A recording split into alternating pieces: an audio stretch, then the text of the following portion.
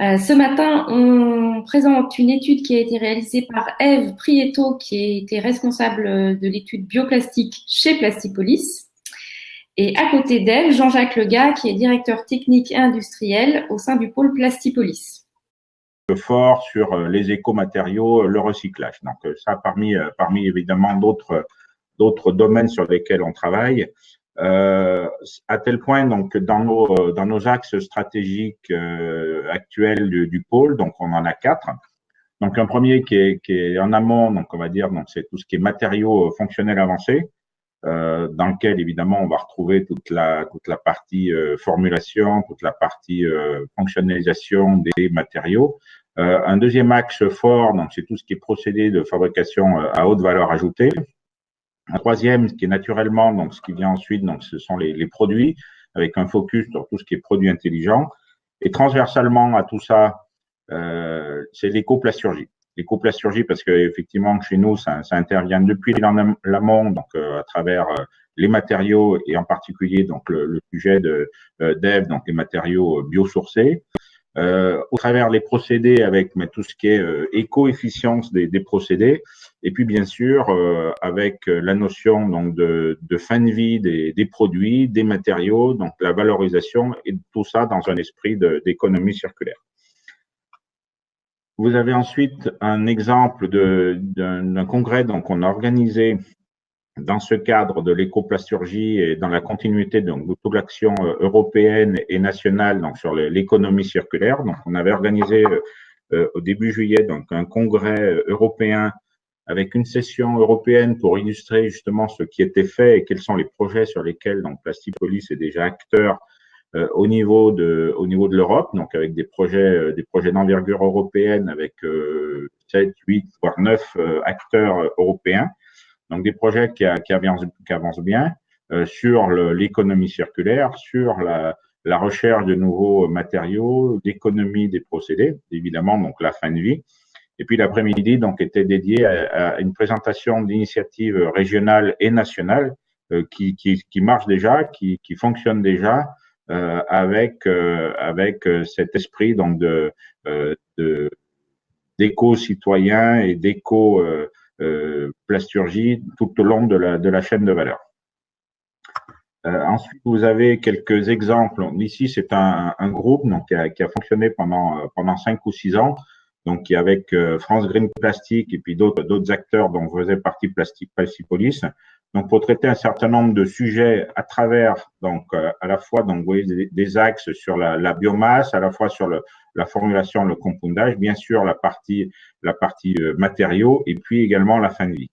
Et ce qu'on a pu voir dans ces différents projets qui ont été traités par ce groupe, c'est cette répartition que vous avez donc à l'époque, hein, donc il y a quelques années, l'utilisation donc de ces grades de matière dans la réflexion et dans les produits et les projets qui étaient traités.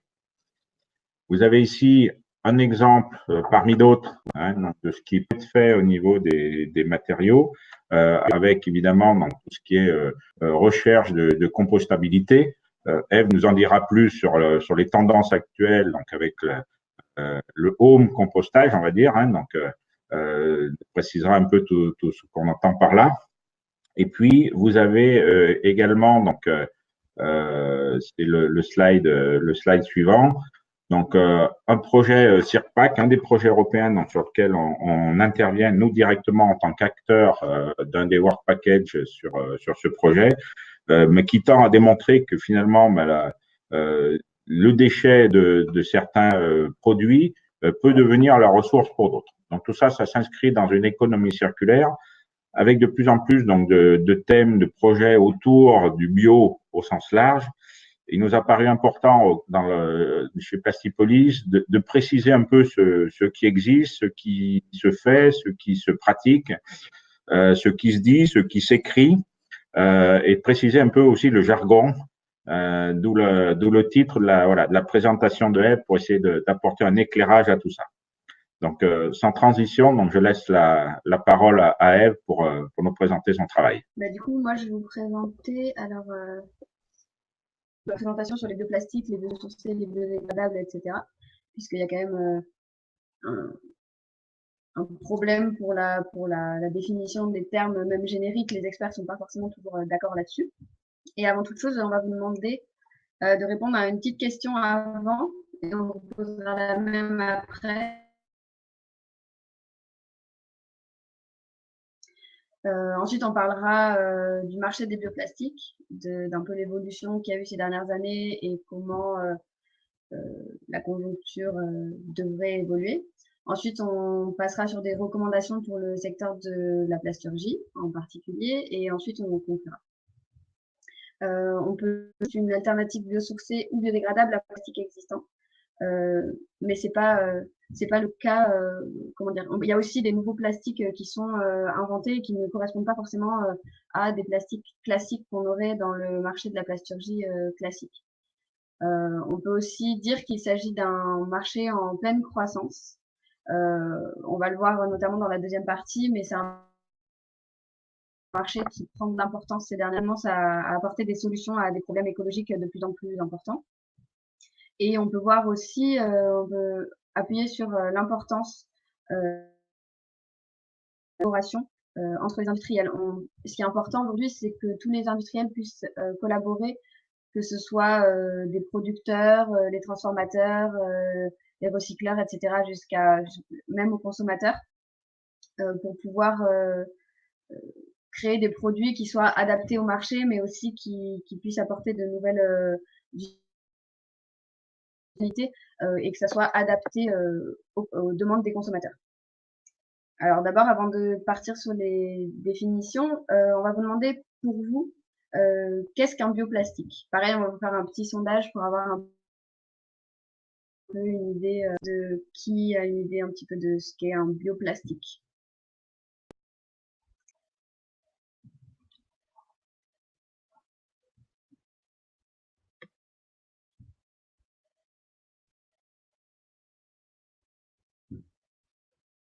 Alors on va laisser un petit peu les gens répondre là aussi. Je pense que c'est bon du coup. Là on a un bon aperçu. Alors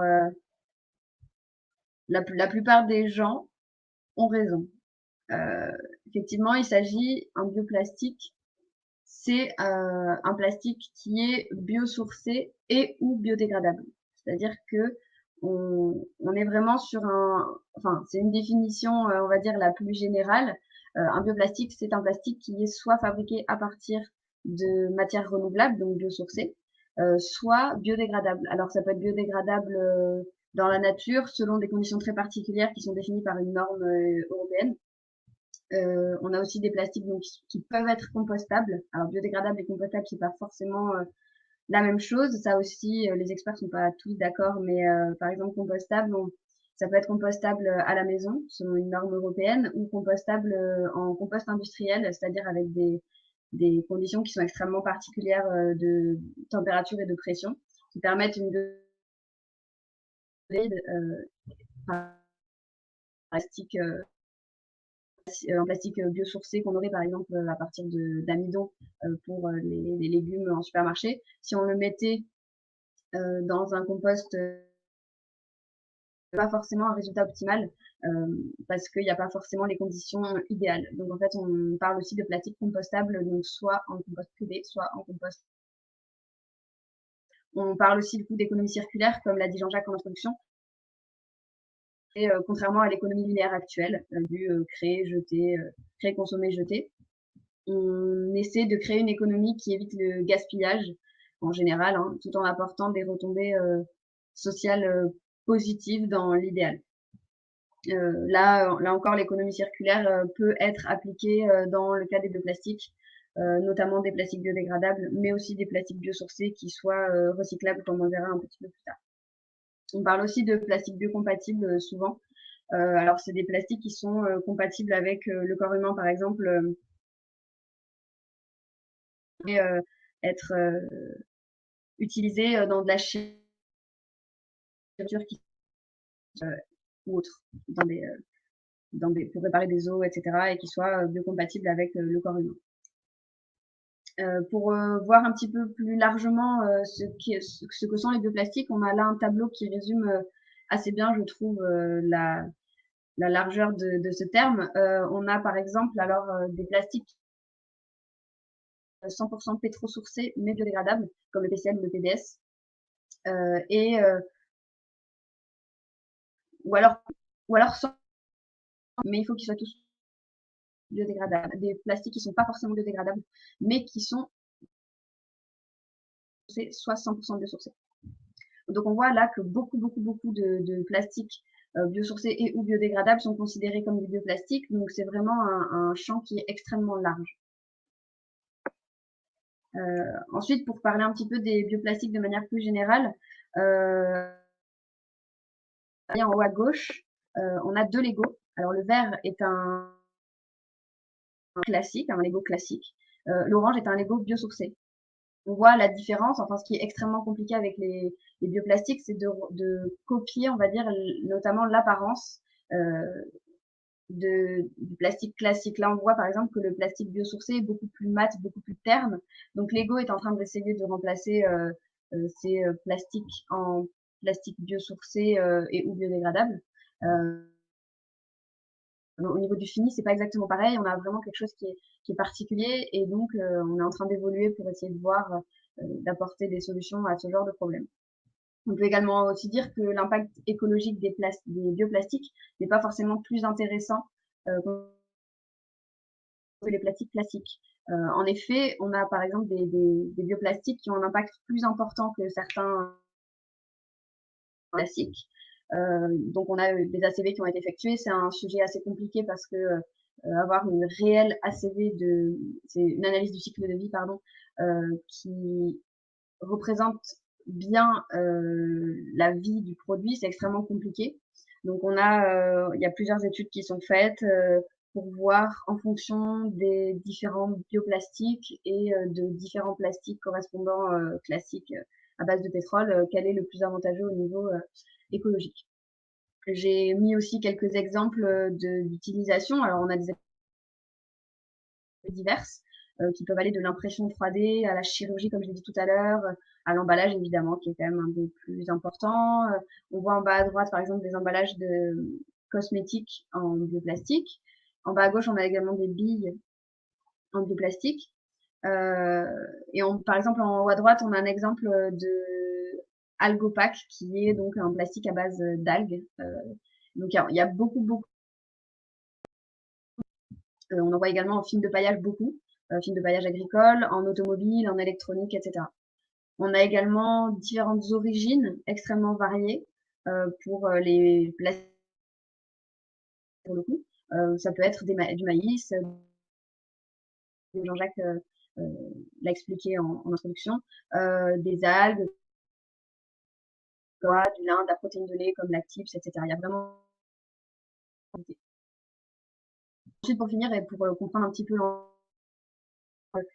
on parle drop-in, c'est-à-dire des plastiques qui sont copiés existants en tant que pétrosourcés. Par exemple, on a le bio-PET qui est du PET classique mais à base de renouvelables ou de plastiques ab initio, c'est-à-dire des nouveaux plastiques qui sont inventés, on va dire de zéro, avec des nouvelles propriétés. Par exemple, on peut parler du PEF, un des derniers sortis, qui pourrait bien remplacer le PET parce qu'il a il est plus intéressant sur certains points que le PET et il se recycle dans le circuit du PET. Le PEF, c'est le polyéthylène furanoate. Et donc, on a vraiment une grande variété de possibilités. Il y a donc soit les drop-in, soit les ab initio. Pour l'instant, les drop-in sont beaucoup plus présents sur le marché, comme on va le voir, mais ça va tendre à devenir plus équilibré. Alors du coup, on va passer à la partie marché et avant tout, je vais vous poser encore une petite question. Donc selon vous, quelle est la part de plastique biodégradable dans la production mondiale de bioplastique? Donc sur tous les bioplastiques qui sont soit biosourcés, soit biodégradables, pour vous, à votre avis, quelle est la part donc, de biodégradables en total? Je pense qu'on est bon là aussi. Alors les résultats sont sans appel là pour le coup.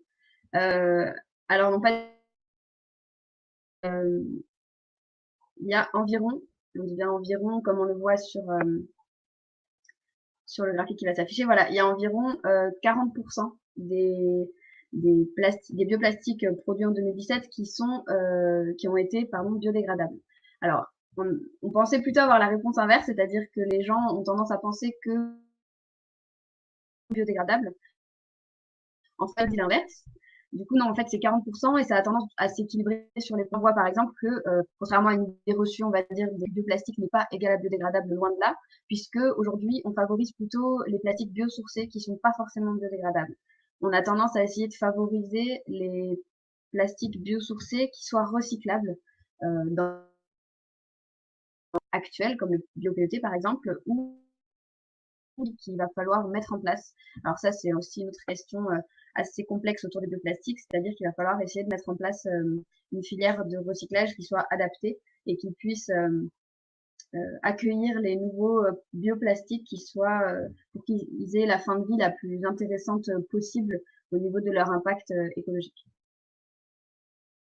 Donc pour continuer un petit peu sur le marché des bioplastiques, on voit là la comparaison entre la production totale des bioplastiques en 2017 et la prévision 2022 selon les différents types de plastiques qu'il y a. Alors par exemple, on voit que un des plus importants en 2017, c'est le bio-PET évidemment, puisque c'est le plastique le plus utilisé aujourd'hui au niveau des bioplastiques. Mais on voit aussi qu'il y a beaucoup de PLA, il y a beaucoup de différents plastiques à base d'amidon en général, alors que en 2022, on voit l'apparition de nouveaux plastiques comme le PEF, dont je vous ai parlé juste avant, mais aussi plusieurs là, le PP étoile, des choses comme ça, qui sont assez particuliers et qui ont des propriétés particulières et qui sont en train d'être développées aujourd'hui.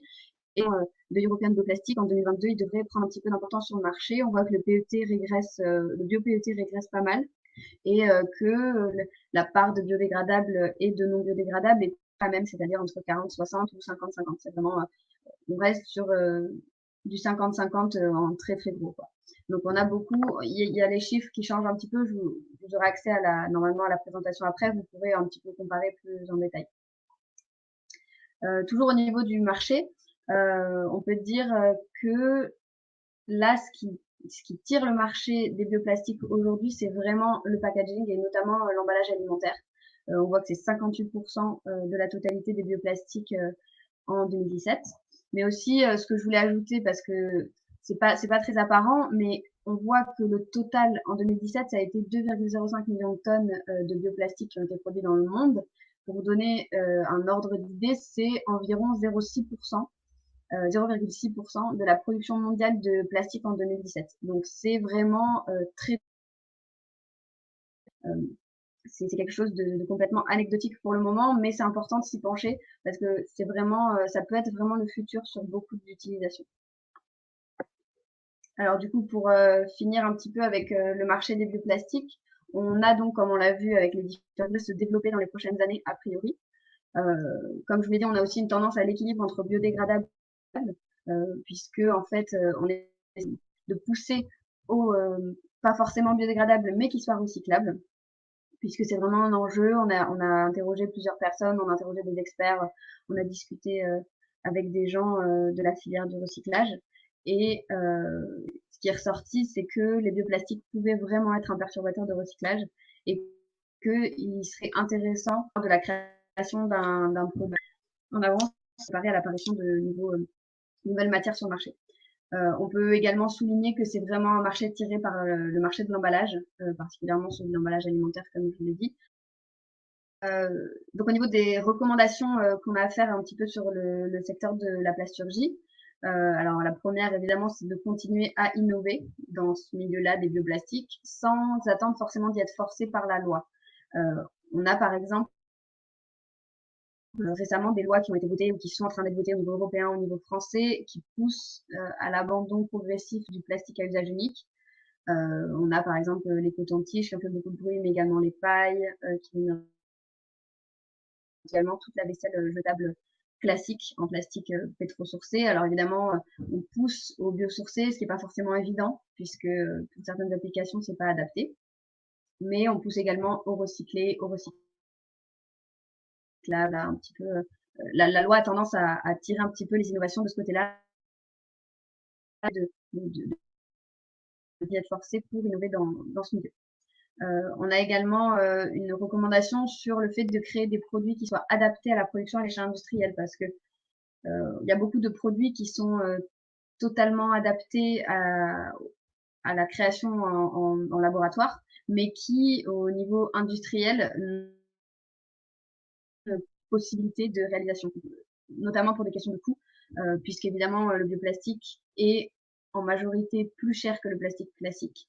Alors évidemment, ça dépend des de quand ils ont été créés, du temps qu'on a passé à les faire évoluer, parce qu'évidemment, les plastiques pétrosourcés ont beaucoup plus d'années de développement derrière eux que les plastiques biosourcés ou biodégradables. Évidemment, le respect de la filière de recyclage. Là, il y a un véritable enjeu, parce que le problème, c'est que la filière de recyclage est relativement récente, donc il faudrait essayer de la faire évoluer dans le sens d'accepter de nouvelles matières, alors qu'elles soient biodégradables, biosourcées ou autres, hein, mais il faudrait essayer d'adapter un petit peu à cette filière de recyclage, parce qu'elle est tellement récente que se bloquer sur de nouveaux produits à cause de la filière de recyclage, c'est un peu dommage. Donc il faut essayer de la respecter, mais aussi de la faire évoluer, de créer peut-être de nouvelles chaînes de recyclage qui soient réservées à certains produits qui sont recyclables. Hein. En biosourcé, on en a certains qui sont recyclables et qui soient recyclables soit dans les circuits existants, soit dans de nouveaux circuits qu'on créerait exprès. Ensuite, alors ça, c'est ici de nos discussions avec différents experts des bioplastiques, il faut essayer de favoriser les matériaux nouveaux, parce que on n'est pas prêt a priori de manquer de pétrole pour le plastique, puisque le plastique n'utilise qu'une très très très faible partie du pétrole qui est produit dans le monde aujourd'hui.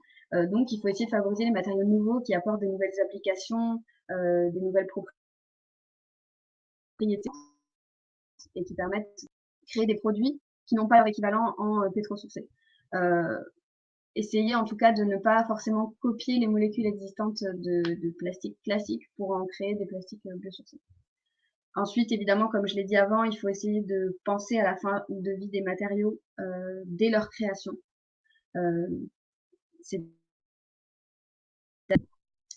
Réfléchir en fait dès la création du matériau à la fin de vie la plus avantageuse qu'il va falloir leur apporter. Par exemple, que ce soit la biodégradabilité ou alors la recyclabilité, informer le consommateur en somme. C'est vraiment, les deux derniers points sont vraiment reliés, c'est-à-dire à quelle fin de vie leur apporter et ensuite informer les consommateurs de la fin de vie à leur apporter. Ce qui est dommage parce qu'en général, s'il est biodégradable, c'est que c'est la fin de vie la plus avantageuse pour ce plastique-là. Donc vraiment, les consommateurs aujourd'hui ne sont pas dans tous ces matériaux. Il y a par exemple des cartes bancaires qui sont en PLA. Toutes les cartes bancaires du Crédit Agricole sont en PLA aujourd'hui. Les consommateurs ne sont pas informés et pourtant ils doivent apporter à ces cartes bancaires une fin de vie particulière, les ramener en agence pour pouvoir derrière recycler les parties qui sont recyclables et biodégrader les parties qui sont biodégradables de la carte bancaire, ce qui peut poser souci puisque le consommateur va peut-être jeter sa carte bancaire qui ne va pas du tout être le circuit adapté à ce matériau. En conclusion, on peut dire que donc il y a 3 points essentiels pour la réussite des bioplastiques dans les prochaines années, selon nous et selon les experts qui nous ont discuté. La législation, évidemment, comme je l'ai dit, qui tire souvent les innovations et qui a tendance à pousser les industriels à changer leurs habitudes et à changer leurs matériaux, notamment dans le milieu des bioplastiques. On a par exemple du coup toute la législation sur les plastiques à usage unique qui est en train de pousser les industriels à changer totalement leur vision des matériaux et à les pousser à intégrer des matériaux biosourcés. On a vu, puisqu'il est extrêmement compliqué de matériaux dans un marché aussi vaste que celui des plastiques. Il y a besoin des consommateurs, mais également mettre en place et au prix surtout, parce que là le gros problème c'est le prix. Il va falloir réfléchir à des solutions pour pouvoir réaliser les plastiques à moindre coût et commencer à concurrencer le marché des plastiques classiques si les bioplastiques veulent s'imposer sur le marché. Évidemment, le dernier point, c'est l'innovation technologique. C'est pas forcément évident là. Beaucoup d'initiatives qui sont toujours dans dans le respect, on va dire, de la filière industrielle, c'est-à-dire dans le respect des machines qui existent, etc. C'est vraiment un vaste enjeu pour les bioplastiques. Ensuite, on peut dire qu'il est important d'impulser les changements de matériaux un petit peu grâce à la législation, mais aussi au niveau des industriels pour pouvoir s'adapter aux futures législations très propres à ce sujet-là. Mais aussi, comme je l'ai dit en introduction, les acteurs de toute la chaîne de valeur, des producteurs aux transformateurs, aux recycleurs, aux consommateurs, etc., pour pouvoir installer les changements sur du long terme, pour pouvoir vraiment faire en sorte que le consommateur accepte le produit final, comprenne que ce n'est pas forcément un choix de non-qualité, comme peut l'être, on va dire, l'idée autour du recyclé. On a également, du coup, les bioplastiques qui sont, comme l'a dit Jean-Jacques en introduction, en plein dans les axes de Plastipolis, donc avec l'écoplasturgie, notamment dans un des axes de Plastipolis, et également l'emballage qui est un des grands axes de Plastipolis. Au niveau de Plastipolis, il y a beaucoup de montage de projets, donc Jean-Jacques les a plus développés en introduction. Et nous aussi, on met beaucoup en relation des acteurs de la chaîne de valeur entre eux, par exemple des gens qui cherchent de la matière première biosourcée. On va aller chercher dans notre annuaire les entreprises qui peuvent proposer les matières correspondantes. Du coup, voilà pour ma présentation. Je vais vous demander encore du coup, si ça a évolué par rapport sur le niveau de connaissance que vous avez après le séminaire.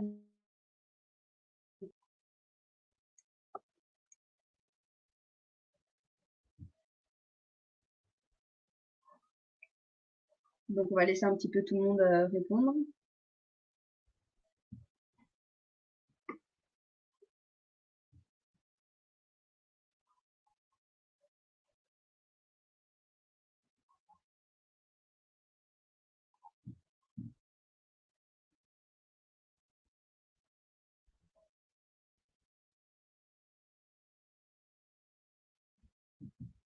Donc, c'est bien, on voit qu'il y en a certains qui sont passés de novices à...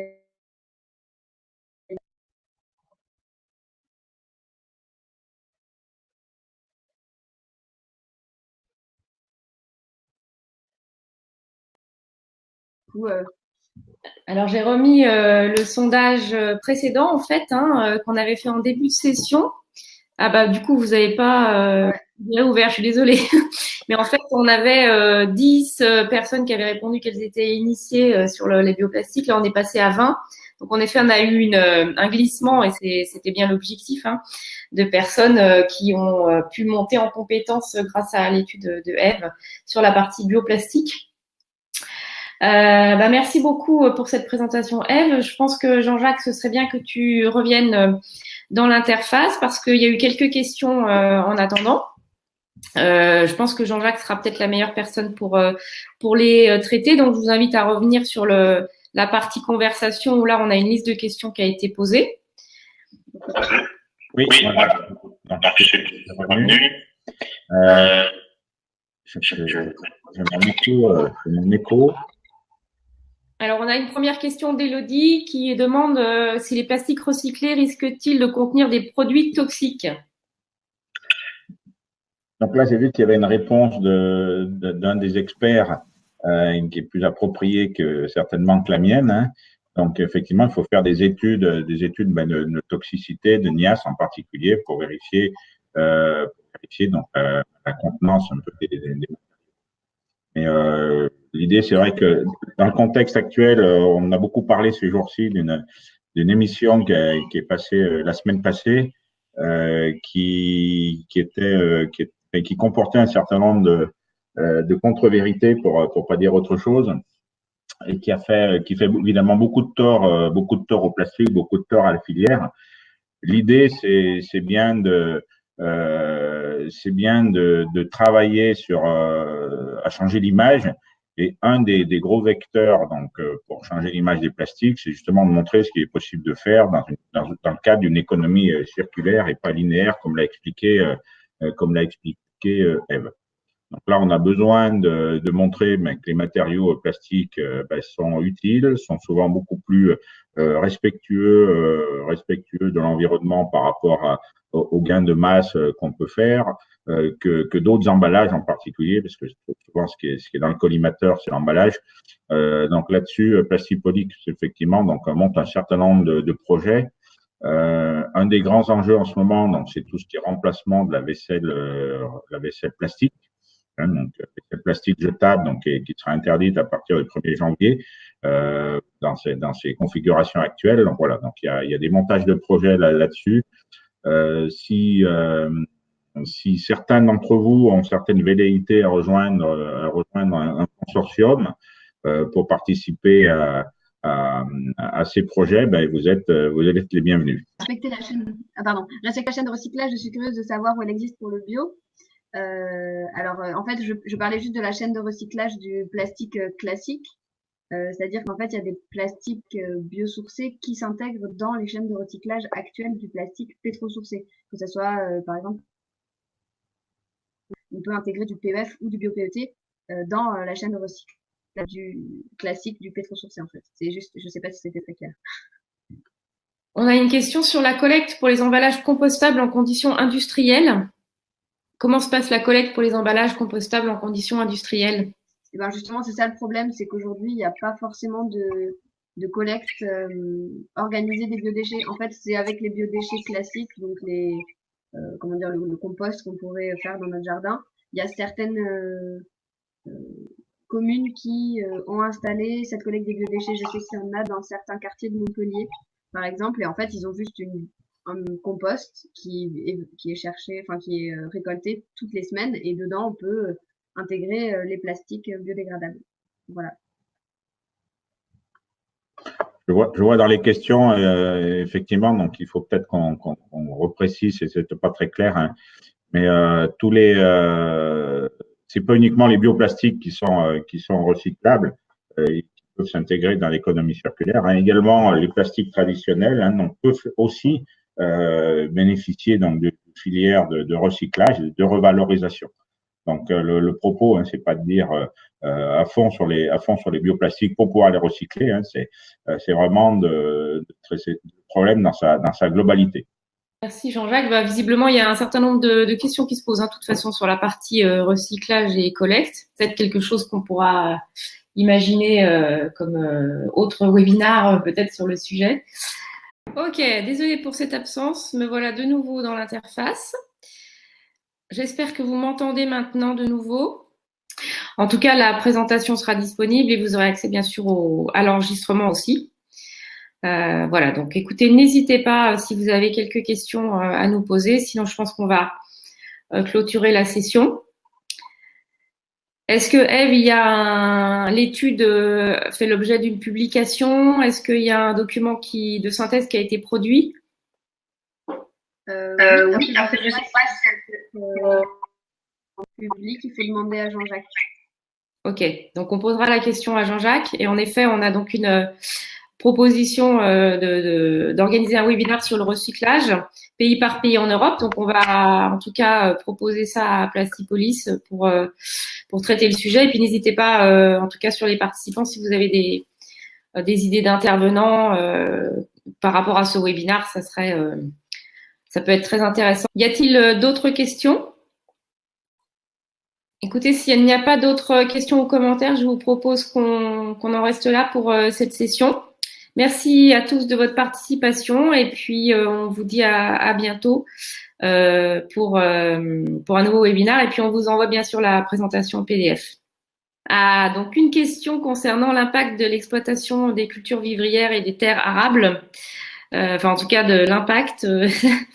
Ma foi, je pense qu'on aura l'occasion peut-être d'en parler lors d'un autre webinaire. Du coup, c'est une question un peu globale. Merci en tout cas à vous et puis à bientôt. Bonne journée. Merci Eve, merci Jean-Jacques.